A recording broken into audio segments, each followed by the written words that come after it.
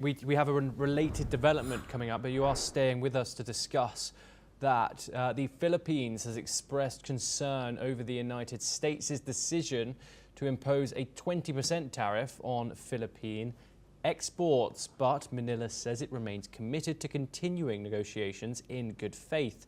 Economic Affairs Secretary Frederick Go confirmed that the talks are underway for a bilateral agreement or even a possible free trade deal. Here's a look at what he said. We are in receipt of the United States' latest reciprocal tariff for the Philippines. We are concerned that the U.S. has decided to impose a 20% tariff on Philippine exports. The fact remains, however, that the 20% rate is the second lowest among all reciprocal tariffs that the U.S. has imposed on the region.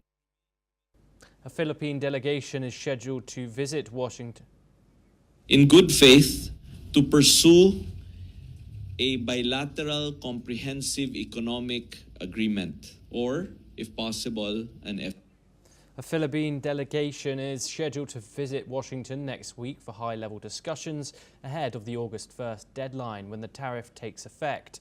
Ambassador Jose Manuel Romandules also stressed that Manila will push to reduce the tariff rate, which he says is among the lowest in Southeast Asia.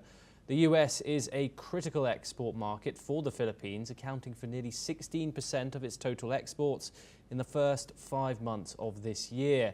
Meanwhile, officials say they're committed to economic reforms and will continue to pursue trade deals globally to diversify export destinations and maintain market competitiveness. And this is obviously one of Donald Trump's letters that he sent out in regards to his new tariffs, which are being imposed on now the 1st of August. That changed from July the 9th, just a couple of days ago. We're now joined by Vibhuti Jha to discuss this in further detail. Vibhuti, thank you very much for joining us.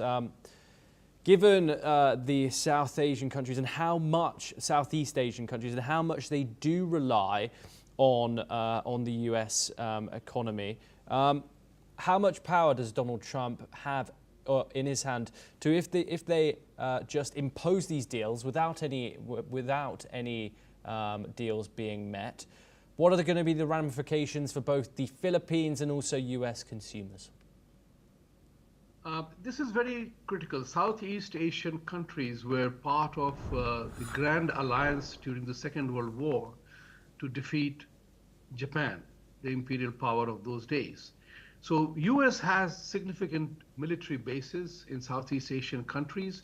They have to contain China, and the Chinese dragon becomes the main play for all policies. Now, let's remember one thing clearly. All US and in Vietnam, they have fought bitter war. Korea, they have fought a bitter war, led to division of Vietnam and Korea between South and North. Japan is already in the ambit of China attack. Taiwan is the issue.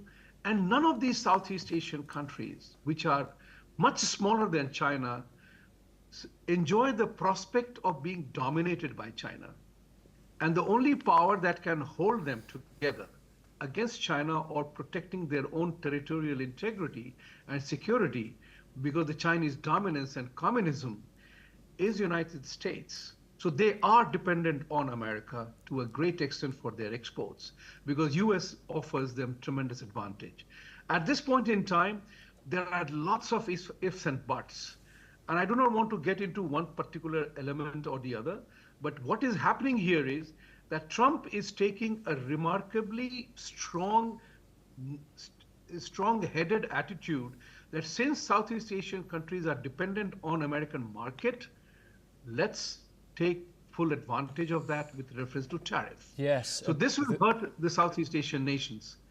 These countries also are looking towards India as a potential for an equally big market. So there is a significant geopolitical play going on with reference to Southeast Asian countries. They formed a bloc, just as EU did in Europe, or NATO is there, that they formed ASEAN. Vibhuti Jha. China is always there in all these matters. So it is a very tricky situation for Southeast Asian nations to avoid the tariff, but they will have to negotiate because US is kind of a protector country for them vis-a-vis China.